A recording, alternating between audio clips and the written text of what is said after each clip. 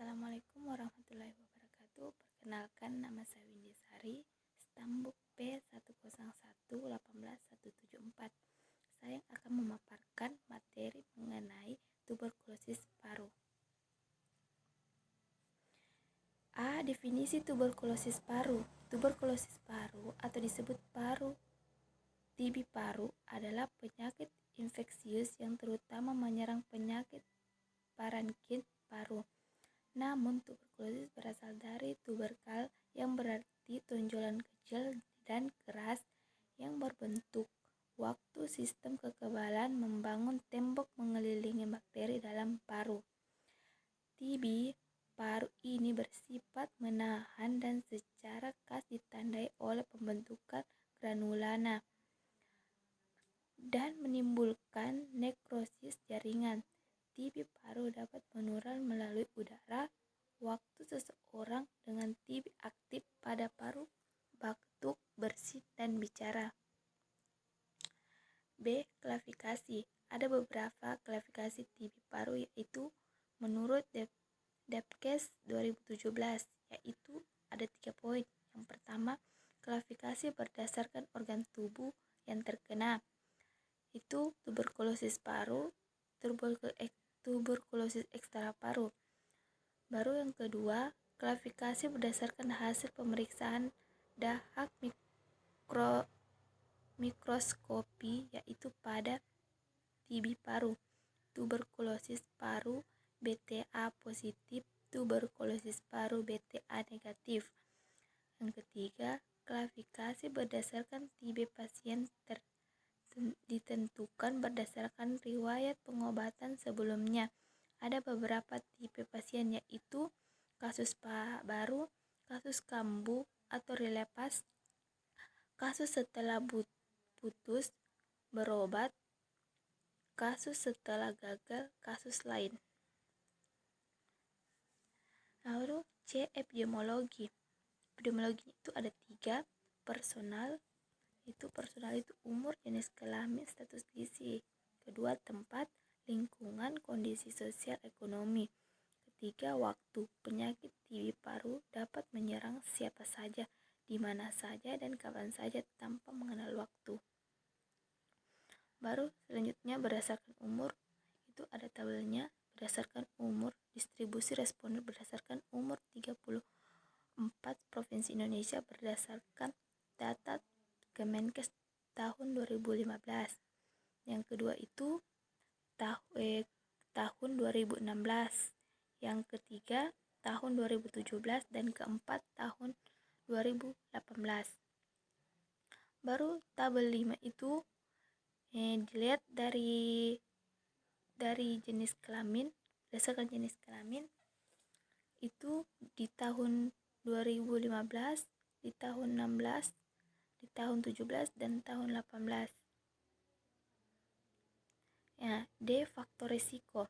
Penyakit TB paru disebabkan terjadi ketika daya tahan tubuh menurun.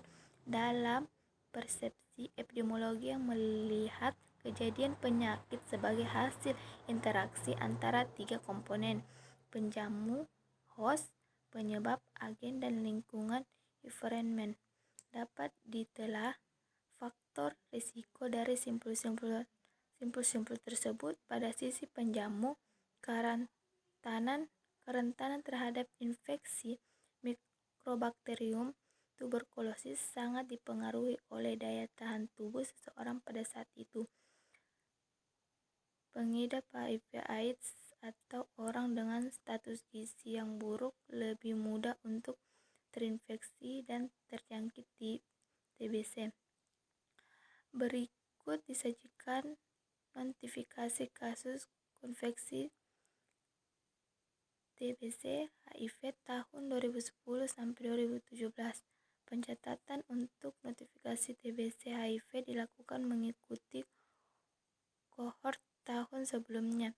Presentasi pasien TBC yang mengetahui status HIV di antara pasien TBC yang ternotifikasi meningkat dari tahun 2009 sebesar 2,9393 menjadi 7,9 0,796 pada tahun 2017. Kita lihat grafiknya, di 2019 dia mencapai 0,34 dan meningkat di 2010 dan naik di 2011 dan menurun di 2012 dan meningkat kembali 2013, 2014 dan lebih meningkat lagi pada 19 sampai 2017. Baru riwayat alamiah, itu gejala klinis sangat bervariasi, dari tidak ada gejala sama sekali sampai gejala yang sangat berat seperti gangguan pernapasan dan gangguan mental. Gejala sistematik, gejala ini mencakup ada 3: demam, pertama demam, kedua badan terasa lemah, 3 malaise. Baru gejala respiratorik, gejala ini mencakup ada 3: pertama batuk darah, 2 sesak nafas, 3 rasa nyeri pada dada. Upaya dan pengendalian itu membudayakan perilaku hidup bersih dan sehat, membudayakan perilaku ketika berbatuk, melakukan pemeliharaan dan perbaikan kualitas perubahan dan lingkungan sesuai dengan standar rumah sehat, meningkatkan daya tahan tubuh, penanganan penyakit penyerta TBC, penerapan pencegahan dan pengendalian infeksi TBC di fasilitas pelayanan kesehatan dan di luar fasilitas kesehatan. Baru penanggulangannya itu untuk penderita minum obat secara teratur, menutup mulut waktu bersin dan batuk, dan di tempat terkena sinar matahari atau di tempat yang diisi dengan air sabun atau karbol. Untuk keluarga, menjemur tempat tidur penderita secara teratur, buka jendela lebar-lebar agar udara segar dan sinar matahari dapat masuk ke dalam rumah. Ini referensinya. Sekian dan terima kasih. Assalamualaikum warahmatullahi wabarakatuh.